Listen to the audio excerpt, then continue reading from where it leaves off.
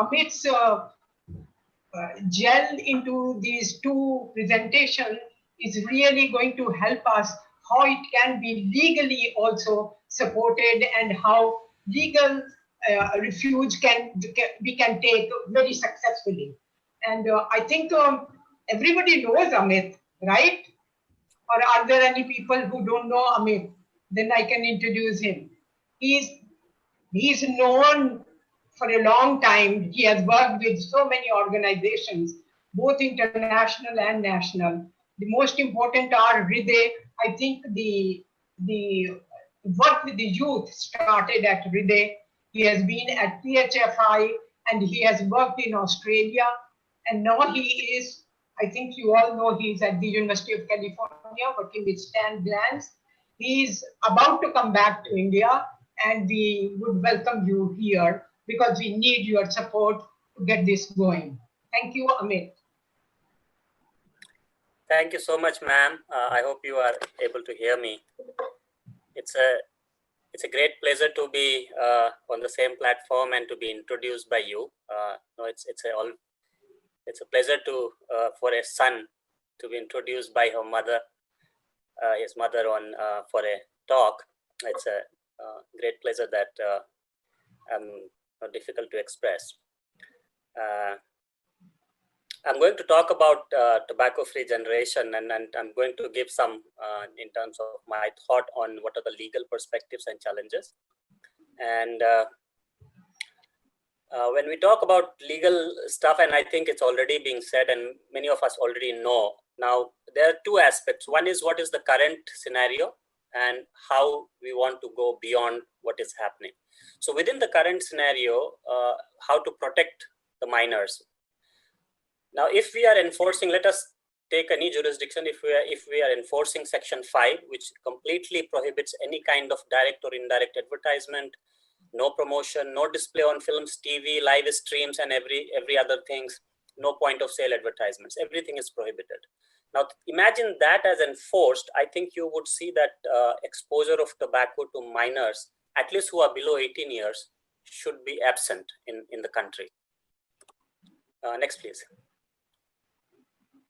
And Section 6 says you cannot sell. So as of date, we are already tobacco-free generation for 18 years and below.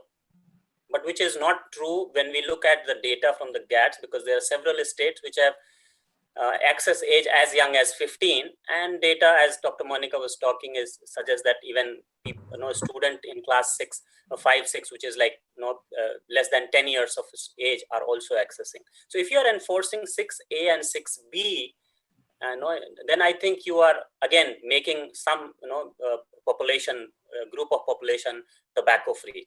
Less than 18 means you are almost catering to about 30 to 40% of population of the country.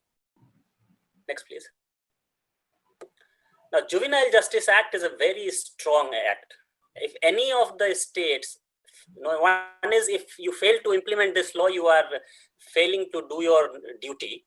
But if you are implementing this, then this is not about sale. This is about access. This is anyone who gives or causes to be given, right? So if not even a father can ask the child to get him tobacco. So this is very important, and this needs to be implemented.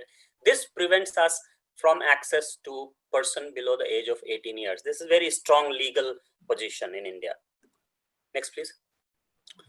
Then again, food safety law says you cannot mix food, you cannot mix nicotine and tobacco in food, and any item which is described as food, so you cannot mix it. Now, any food flavoring, any scent, any fragrance like scented supadi, select lime, all these products, they are food products, and you cannot mix tobacco with them. So I think most of the smokeless tobacco, which is sold in flavored form, is prohibited in India.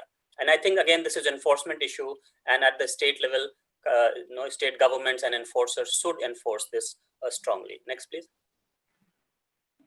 And so now what happened especially in smokeless tobacco, is the surrogate products and their advertisement. I think this is one thing that government should take up with the food safety regulatory authorities and suggest that they should prohibit advertisement of these kind of product which are surrogate product like the supari and pan masala, and prohibit their advertisements on any in terms of direct or indirect advertisement of such product, because they become the gateway to these other products. Next, please. Now, tobacco-free generation, and I think we already know, and as Upender was also suggesting, so, and this was an idea initially mooted in Singapore, and they are following this in some bit. The idea is that anyone who is born at a certain date, let's say for 18 years or 21 years, I would suggest 21 years now, and I think keeping 2000 as the base date, date of birth, and then whoever is born after, in terms of whoever is of that age, then he doesn't get tobacco product. And this need to be in terms of create awareness and say that 21 years is the age. And this is where I think state governments can play a role. They can lead, they can be models to start doing this. Next, please. Now, and that's what I'm trying to suggest, that a bottoms-up approach might work. So state, district, municipal corporation or panchayat, they should take a decision of prohibiting the sale of tobacco products, and this can be taken. Why this can be taken? Because it's a constitutional obligation of the state. When we say state in legal language, legal terms, we mean any of these bodies, government bodies, including district, municipal, panchayat, or any other bodies which are created by the government, they all are a state, and they have the duty to do what? Ensure that there is prohibition of consumption except for medicinal purposes of intoxicating drinks and drugs. This is what I think is an important message that the states should understand and they should take. Next, please.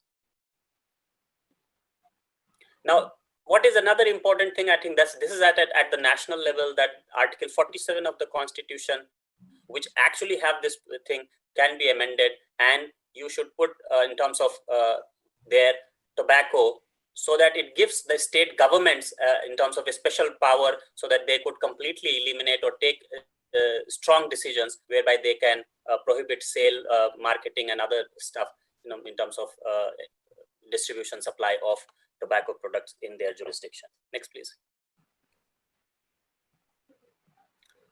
Now, what are the challenges? Now, the biggest challenge that one would face is the tobacco industry opposition. They have their financial and survival dependent on this. Second is we need political will, and I think it is easier to get the political will at the grassroots and at the state level. That is where it can be done. And tobacco as an industry is under a concurrent list. States can put amendment in CODPA, as Upinder also suggested.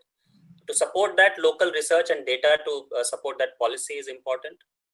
The one challenge that I think which can go to the court is the fundamental right of an adult to make his own choices. So anyone who is after 18 years and in terms of when he is not getting, and you would still have someone who is getting, so someone who is 30 years and someone who is 21 years, so there would be an inequality. So 31 years is able to purchase tobacco, but someone who is 21 years or who is born after, he is not able to purchase. Now that kind, I think, need to be supported with a strong research data, that this is intelligible difference in that kind of a policy to support that. I think that's the one challenge at a rights, in terms of rights approach level.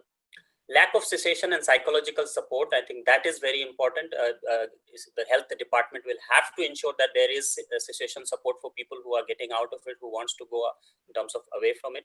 And also in terms of keep ourselves prepared to respond to right to livelihood and right of retailers, beer rollers, tobacco products brought up time and again. Yeah, I think that's all I think I find as a legal challenge, and I'm happy to then take questions if there are.